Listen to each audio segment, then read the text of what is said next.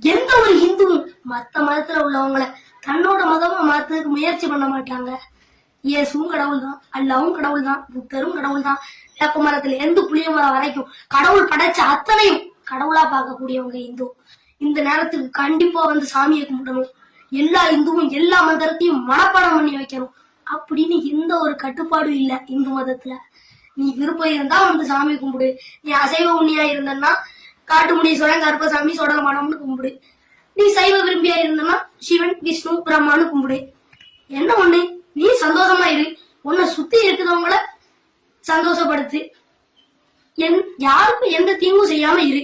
இதுதாங்க இந்து மதத்தினுடைய கோட்பாடு. இன்னொரு விஷயம், இந்து மதத்துல தீவிரமான பக்தி இருக்கும், ஆனா தீவிரவாதம் இருக்காது. ஒரு 100 பேர்ல எவனோ ஒருத்தன் முள்ள மாதிரி முடிச்சவைக்கு இருப்பான்.